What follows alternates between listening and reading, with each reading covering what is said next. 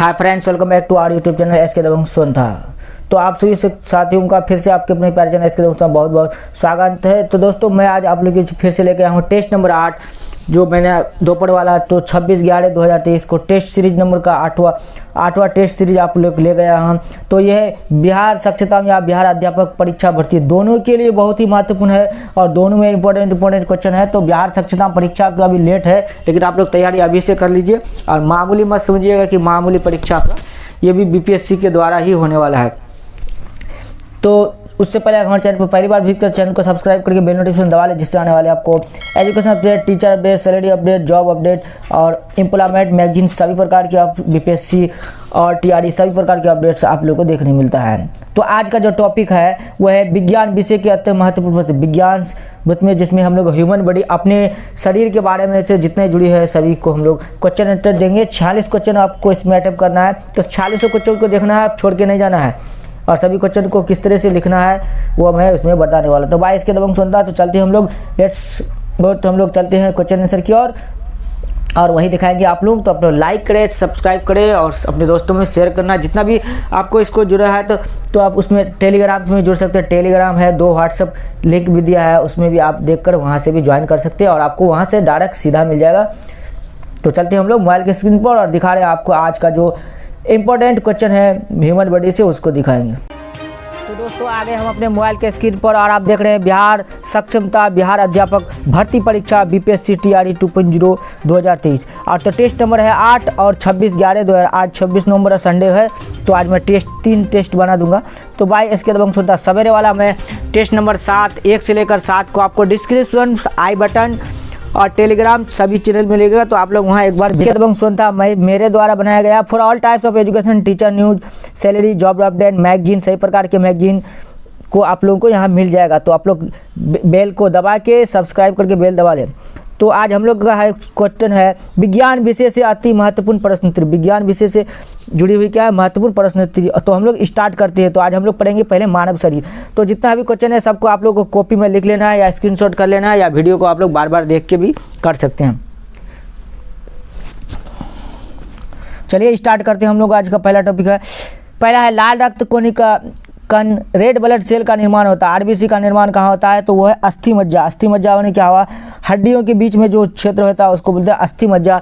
तो आरबीसी का निर्माण कहाँ होता है? अस्थि मज्जा।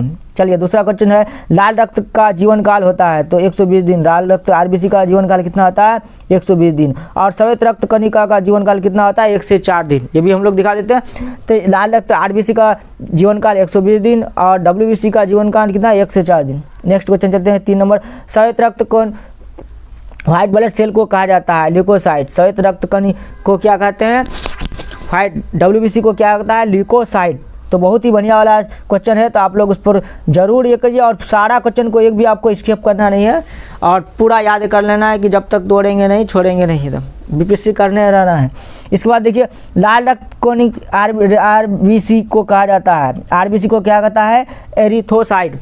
श्वेत कण को क्या कहा जाता है? ल्यूकोसाइट। और लाल रक्त को क्या कहता है? एरिथ्रोसाइट। चलिए नेक्स्ट, शरीर का ताप नियंत्रक होता है। शरीर का ताप नियंत्रक कौन करता है? हाइपोथैलेमस। शरीर का ताप नियंत्रण कौन करता है? हाइपोथैलेमस ग्रंथि। इसके बाद 6 नंबर है, मानव की सर्वदाता रक्त समूह यूनिवर्सल डोनर कौन सा है? रक्त ओ समूह। वो समूह ऐसा है जो क्या है? रक्त समूह सर्वदाता, जो देने वाला है। वो ग्रुप ऐसा है जो सभी को खून दे सकता है। और यहाँ 7 नंबर देखते हैं, मनुष्य की सर्वग्राही रक्त समूह कौन? और ये भी ऐसा समूह है जो किसी से भी खून ले सकते हैं। वो किसी को भी दे सकता है और ये भी किसी से भी ले सकता है। समझ गए ना बात? वो किसी को भी दे सकता है, वो यूनिवर्सल डोनर है और यूनिवर्सल रिसीवर है ये मनुष्य की सर्वग्राही। तो ये दोनों में आप लोग कंफ्यूज नहीं रहिएगा। चलिए नेक्स्ट, रक्तचाप मापने वाले यंत्र को क्या कहता है? तो उसका नाम है रक्तदाब मापी या स्पेग्नोमीटर। ये भी देख लीजिए। ब्लड बैंक कहा जाता है। ब्लड बैंक किसको कहता है? मानव का ब्लड बैंक किसकी कहते हैं? पलिहा को। पलिहा में क्या हो? तिल्ली। तिल्ली जो है, तिल्ली स्प्लीन को क्या है? ब्लड बैंक कहा जाता है। और इसी को आरबीसी का क्या है? कब्रगाह भी कहता है। ये भी हम लोग क्वेश्चन देखेंगे आगे। भोजन का पाचन प्रारंभ होता है। भोजन का पाचन प्रारंभ कहा था? मुख से। मुख से लेकर कहाँ तक होता है आपको? मुख से लेकर आपको अनस यानी मलद्वार से तक होती है। मनुष्य का वजन कहाँ आता है? मुख से लेकर कहाँ आता है? बड़ी आंत तक। चलिए नेक्स्ट क्वेश्चन देते हैं। पचे हुए भोजन का अवशोषण कहाँ होता है? तो ये 10th क्लास का क्वेश्चन है। पचे हुए भोजन का कहाँ आता है? छोटी आंत में। और छोटी आंत के 3 भाग होता है, गहरेनी, जेजुनम और इलियम। छोटी आंत के कितने भाग होते हैं? 3 भाग होते हैं। एक होता है गहरेनी, एक होता है क्या है? गहरेनी, दूसरा है जेजुनम और तीसरा है क्या? इलियम। गहरेनी, जेजुनम, इलियम 3 भाग होते हैं।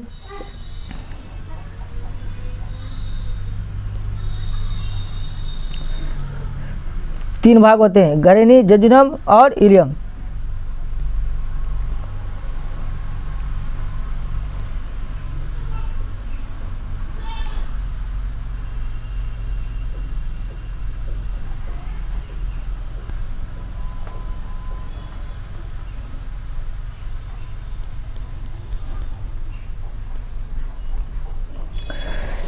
तो पचे हुए भोजन का अवशोषण कहाँ? छोटी आंत में। छोटी आंत के 3 भाग होते हैं, गहरेनी, जेजुनम और इलियम।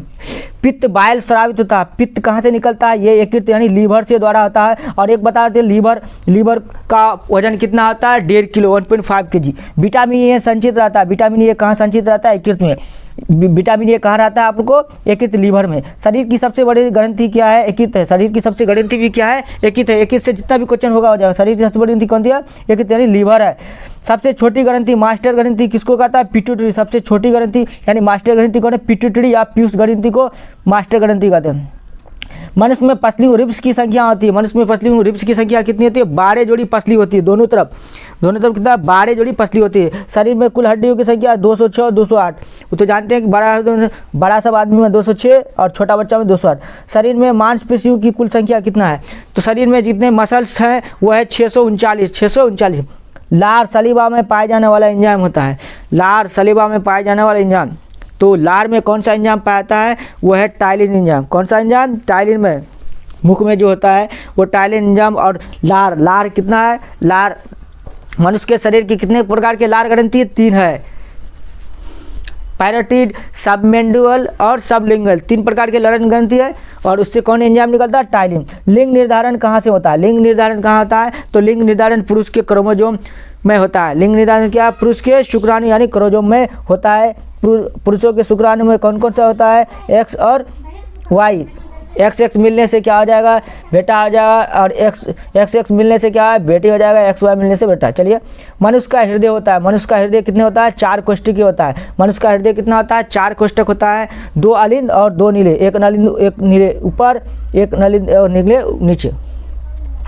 शरीर में गुणसूत्रों क्रोमोजोम की संख्या पाई जाती है 46। शरीर में गुणसूत्रों की संख्या कितना पाता है? 46 में 23 जोड़ा में 46 पाया जाता है, जिसमें आधा क्या है? माता से, आधा पिता से, दोनों मिलके होता है 46। और ऑटोसोम जो होता है उसमें होता है 44। शरीर की सबसे बड़ी कोशिका क्या है? शरीर की सबसे बड़ी कोशिका है तंत्रिका तंत्र। और तंत्रिका तंत्र की कोशिका कहाँ से? वो दिमाग से लेकर, कपाल से लेकर क्या है? पैर के नीचे तक यानी तलवा तक। पैर के कितना नीचे तक होता है। अच्छा, शरीर में प्रतिदिन यूरिन बनता है। शरीर में प्रतिदिन कितना मूत्र बनता है? तो मूत्र बनता है 1.5 लीटर मूत्र बनता है। मानवीय मूत्र अम्लीय का पीएच मान होता है। मानव मूत्र का पीएच मान कितना होता है? 6 होता है, क्योंकि ये क्या होता है? अम्लीय होता है। शरीर का सामान्य ताप होता है। शरीर का सामान्य ताप कितना होता है? 98.6 डिग्री फ़ारेनहाइट होता है। और उसी को हम लोग सेल्सियस में करते हैं तो 37 डिग्री, और केल्विन में करेंगे तो कितना? 310। तो तीनों को आप लोग देख लीजिए। शरीर का सामान्य ताप कितना होता है? 98.6 डिग्री फ़ारेनहाइट में, और सेल्सियस में होता है 37 डिग्री, और केल्विन में 310। ठीक है। इसके बाद मानव शरीर में टिबिया नामक हड्डी पाए जाते हैं। मानव शरीर में टिबिया नामक हड्डी पाई जाती है तो कहाँ है? पैरों में। पैरों में टिबिया नामक हड्डी पाई जाती है। दांतों और हड्डियों की संरचना के लिए आवश्यक तत्व है। दांतों और हड्डियों की संरचना के लिए कौन सा तत्व है? तो है कैल्शियम और फास्फोरस। कैल्शियम और ये है फास्फोरस। कैल्शियम और फास्फोरस क्या है? दांतों और हड्डियों की संरचना और उसके विकास के लिए क्या है? बहुत ही आवश्यक तत्व है। रुधिर को थक्का जमाने में सहायक होता है। रुधिर को थक्का जमाने में सहायक होता है। तो ये जितना भी क्वेश्चन है ये आपको 8 क्लास, 9 क्लास और 10 क्लास के साइंस में मिलेगा। उसी से जुड़ा हुआ है सभी एनसीईआरटी और एससीईआरटी। तो आप लोग इस चैनल को, इस जितना भी क्वेश्चन है सबको आप लोग को लिख लेना है और याद कर लेना। आप लोगों को एक भी स्किप नहीं करना है। और अपने दोस्तों जितना भी साथी हैं सभी को जोड़ना है इसमें। तो मस्तिष्क तथा सिर के अध्ययन से संबंधित है फ्रोनोलॉजी। तो क्या है, मस्तिष्क तथा सिर के अध्ययन से संबंधित है फ्रोनोलॉजी, मस्तिष्क तथा सिर के संबंधित है फ्रोनोलॉजी। तो 1 से 7 जितना आपको एक नीचे डिस्क्रिप्शन में मिलेगा, एक प्ले लिस्ट होगा, इसमें जितना सब है बीपीएससी टीआरई वहाँ, तो जितना भी 1 से 8 क्लास जितना भी होगा सभी आपको एक लिंक मिलेगा, उस पर क्लिक कीजिएगा, सारा वीडियो आपको मिलेगा, या टेलीग्राम में मिलेगा, आपको चैनल में मिलेगा, जहाँ भी आप लोगों को सुविधा हो वहाँ से आप लोग ज्वाइन कर लीजिए। श्वसन के दौरान सर्वाधिक मात्रा में ली गई होती है, श्वसन के दौरान सर्वाधिक मात्रा में ली गई गैस होती है, तो हम लोग क्या है, नाइट्रोजन। श्वसन के दौरान सर्वाधिक मात्रा में ली गई गैस कौन होती है, तो नाइट्रोजन, क्योंकि नाइट्रोजन हवा में कितना होता है, 78% होता है, ऑक्सीजन 21%। जब हम लोग सांस लेते हैं तो क्या है, नाइट्रोजन गैस सबसे ज़्यादा आता है, फिर वो क्या है, बाहर निकल जाता है। इसके बाद जीवित जीवाश्म कौन सा है, जीवित जीवाश्म कौन सा है, तो वो है साइकस। जीवित जीवाश्म कौन सा है, वो है साइकस। मीनामाती रोग किसके कारण होता है, मीनामाती रोग किसके कारण होता है, मोतियाबिंद, जिसको मीनामाती रोग किसके कारण होता है, जल में मरकरी के प्रदूषण से, जल में मरकरी यानी पारा के प्रदूषण से क्या होता है, मीनामाती रोग। मानव त्वचा का अध्ययन करने वाले विज्ञान को कहा जाता है, मानव त्वचा का अध्ययन करने वाले विज्ञान को क्या आता है, डर्मेटोलॉजी। डर्मेटोलॉजी, ये यहाँ आपको मिस्टेक हुआ इसलिए नहीं कि यहाँ टाइपिंग में हो गया फर्क, डर्मेटोलॉजी क्या हुआ, डर्मेटोलॉजी। कीड़ों के अध्ययन को करने वाला विज्ञान को क्या आता है, कीड़ों के अध्ययन को करने वाले विज्ञान को क्या आता है, एंटोमोलॉजी। एंटोमोलॉजी माने क्या है, कीड़ों के अध्ययन, एंट माने हुआ चीटी, चीटी रखिएगा, एंटोमोलॉजी, एंट माने क्या हुआ, चीटी, चीटी माने क्या हुआ, कीड़ा हुआ, तो एंटोमोलॉजी। और डर्मेटोलॉजी क्या है, मानव त्वचा, त्वचा माने क्या हुआ, त्वचा, तो त्वचा का अध्ययन डर्मेटोलॉजी, त्वचा समझ लीजिए कि सूखा हुआ, ड्राई, डी से ड्राई, डी से डर्मेटोलॉजी, तो मानव त्वचा का अध्ययन करने वाले विज्ञान क्या है, डर्मेटोलॉजी। इतना याद रख लीजिए कम से कम। पित्त किस अंग के द्वारा पैदा होती है, पित्त किसके अंग के द्वारा होता है, लीवर। ये क्वेश्चन आपको शायद डबल हो गया, पित्त किस अंग के द्वारा पैदा होती है, वो है लीवर, कलेजी जिसको बोलते हैं हम लोग। मानव शरीर में रुधिर बैंक का कौन सा कार्य करता है, वही मानव शरीर में रुधिर बैंक का कार्य कौन करता है, तिल्ली, स्प्लीन जो हम लोग बोलते हैं, स्प्लीन, तिल्ली बोलते हैं। शरीर में हीमोग्लोबिन का कार्य होता है, हीमोग्लोबिन क्या है, ऑक्सीजन का परिवहन है, मतलब ऑक्सीजन का वो ट्रक है, ऑक्सीजन क्या है, उस पर बैठ के चले जाता है कहाँ, शरीर की सभी कोशिकाओं में पहुंच जाता है, इसलिए ऑक्सीजन को क्या है, परिवहन यानी ट्रक बोले समझिए कि वो उसका क्या हुआ, गाड़ी हुआ वो। हीमोग्लोबिन में क्या होता है, तो हीमोग्लोबिन में क्या है, आयरन होता है, आयरन की कमी से क्या सा बीमार होता है, एनीमिया नामक रोग हो जाता है, सुस्त हम लोग हो जाते हैं। तो मानव शरीर में खून की उपस्थिति किसके कारण नहीं जमता है, मानव शरीर में खून की उपस्थिति किसके कारण नहीं आता है, हिपेरिन। इसको याद रखिएगा, बहुत इंपॉर्टेंट क्वेश्चन है, मानव शरीर में खून किसकी उपस्थिति के कारण नहीं जमता है, हिपेरिन। अगर हिपेरिन नहीं रहा है तो हम लोग का खून क्या होगा, जम जाएगा, इसीलिए हिपेरिन क्या है, हिपेरिन को लिख लीजिए। इसके बाद रुधिर के प्लाज्मा में किसके द्वारा एंटीबॉडी निर्मित होता है, रुधिर के प्लाज्मा में, खून के प्लाज्मा में किसके द्वारा एंटीबॉडी का निर्माण होता है, वो है लिम्फोसाइट। किसके द्वारा, लिम्फोसाइट। रुधिर में प्लाज्मा किसके द्वारा एंटीबॉडी निर्मित होता है, वो है लिम्फोसाइट। इसके बाद नेक्स्ट क्वेश्चन है, लाल रक्त कणिका आरबीसी का शमशान कहा जाता है। आपको पता है कि आरबीसी का शमशान, और खून कहाँ बनता है, आरबीसी कहाँ बनता है, पलिया में, और मरता भी कहाँ है, पलिया में, जहाँ से बनता है वहीं वो मरता है, खत्म हो जाता है। तो लाल रक्त को आरबीसी का शमशान किसको होता है, पलिया यानी तिल्ली को। क्रेब्स चक्र में किसके संश्लेषण होता है, क्रेब्स चक्र में किसका संश्लेषण होता है, क्रेब्स चक्र में, तो इसका काम क्या है, पायरुवेक्लियम, इसका नाम क्या है, पायरुवेक्लियम। पायरुवेक्लियम का सूत्र क्या आता है, CH3। तो क्या है, क्रेब्स चक्र में किसका संश्लेषण होता है, पायरुविक अम्ल। 3 कार्बन वाले परमाणु को हम लोग क्या होते हैं, पायरुवेक। तो क्रेब्स चक्र में किसका संश्लेषण होता है, पायरुवेक अम्ल।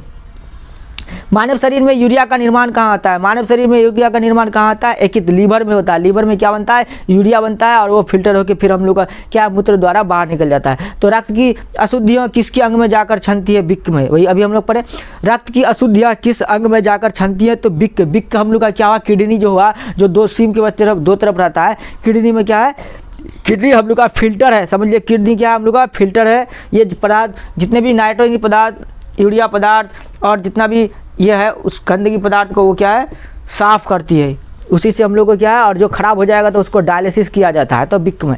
इसके बाद लास्ट क्वेश्चन है इस सेशन का, आपको इस टेस्ट का आपको लास्ट क्वेश्चन है, श्वसन की क्रिया कहाँ समाप्त होती है, श्वसन की क्रिया कहाँ संपन्न होती है, तो श्वसन की क्रिया कहाँ होती है, संपन्न माइटोकॉन्ड्रिया में। किसमें होता है, माइटोकॉन्ड्रिया। और माइटोकॉन्ड्रिया को क्या है, कोशिका का क्या कहता है, पावर हाउस कहा जाता है। कोशिका का पावर हाउस किसको कहता है, माइटोकॉन्ड्रिया को कहता है। और माइटोकॉन्ड्रिया क्या है, एक कोशिकीय क्या है, एक कोशिकीय जीव है। ठीक है। तो आज का ये सेशन ख़त्म हो गया। तो सेशन कैसा लगा आप लोगों को वो आप कमेंट करके बताएगा, और इसमें आपको कोई सुझाव या कुछ राय चाहे तो आप उसमें भी कमेंट दीजिएगा। तो आप लोगों से एक विशेष आग्रह है कि सभी प्रत्येक दिन का डेट वाइज टॉपिक कॉपी में उतार कर आपकी सफलता 100% तय है। तो आपकी 100% सफलता का एसके दबंग सोनता की प्रथम लक्ष्य है। तो प्रथम लक्ष्य क्या है आपका कि आपका 100% सफल हो। तो विशेष आग्रह है, तो आप लोग इसको कॉपी में उतार लीजिए या फिर स्क्रीनशॉट कर लीजिए, आपको जैसा भी सुविधा हो, लेकिन कॉपी में लिखने से आपको ज़्यादा होगा। और आप लोगों से एक रिक्वेस्ट है कि please also join in my social platform, Facebook, Instagram, Telegram, तीनों में से आप लोग एसके दबंग सोनता को आप लोग ज्वाइन कर लीजिए। और थैंक्स फॉर वाचिंग वीडियो। तो वीडियो कैसा लगा आप लोग जरूर कमेंट कीजिए, लाइक शेयर और सब्सक्राइब करना ना भूलें। तो फिर हम लोग मिलते हैं एक नए और धमाकेदार टॉपिक के साथ, तब तक के लिए